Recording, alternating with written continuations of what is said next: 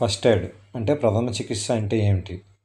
ఏదైనా గాయమైనప్పుడు రోడ్ యాక్సిడెంట్లు గానీ, కారు యాక్సిడెంట్లు గానీ, ఏదైనా యాక్సిడెంట్లు అయినప్పుడు లేదా అకస్మాత్తుగా అనారోగ్యానికి గురైనప్పుడు, ఏదైనా పేలుళ్ళు జరిగినప్పుడు, నీళ్ళల్లో పడిపోయినప్పుడు, ఎలక్ట్రికల్ షాక్ తగిలినప్పుడు, ఇలాంటివన్నీ అకస్మాత్తుగా జరిగే అనారోగ్యం కింద మనం గుర్తించొచ్చు.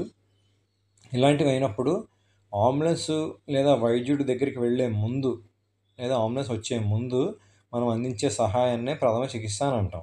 లేదా ప్రథమ సహాయం అని అంటాం. ఇందులో ముఖ్యంగా DRS ABCD. డి అంటే మనం సహాయం చేయడానికి వెళ్ళేటప్పుడు మనకు కానీ, అక్కడ గాయపడిన వ్యక్తికి కానీ డేంజర్ ఉందో లేదో చూసుకోవాలి. డేంజర్ లేదు అని నిర్ధారించుకున్న తర్వాత ఆర్‌ను ఫాలో అవ్వాలి. అంటే రెస్పాన్స్ ఉందో లేదో చూడాలి.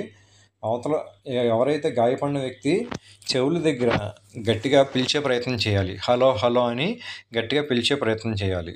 ఒకవేళ అప్పటికి పలకకపోతే భుజాల దగ్గర గట్టిగా నెట్టుతూ, కొడుతూ అతను లేస్తున్నాడో లేదో చూడాలి. అప్పటికి రెస్పాన్స్ లేకపోతే చెవుల దగ్గర గిల్లి చూడొచ్చు.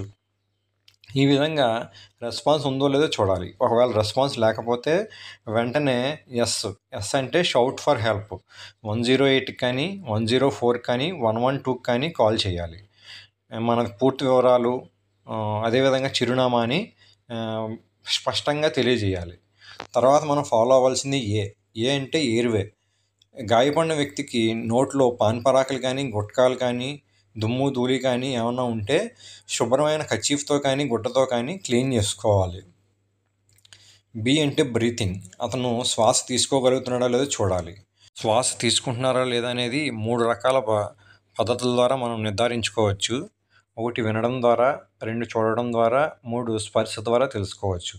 మన చెవులు గాయపడిన వ్యక్తి యొక్క నోరు మరియు ముక్కు భాగం దగ్గర పెట్టినట్లయితే వెచ్చటి శ్వాస మన మొహానికి మన బుగ్గలకు కానీ తగిలినట్టయితే కనుక మనం దాని నుంచి ఫీల్ని గుర్తించవచ్చు.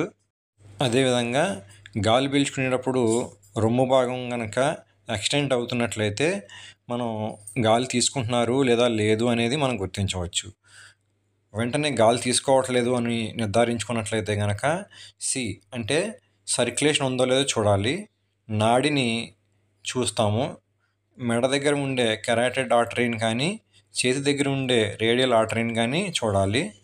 ఒకవేళ నాడి కూడా లేదు అనుకున్నట్లయితే వెంటనే మనం CPR చేయాల్సి ఉంటుంది.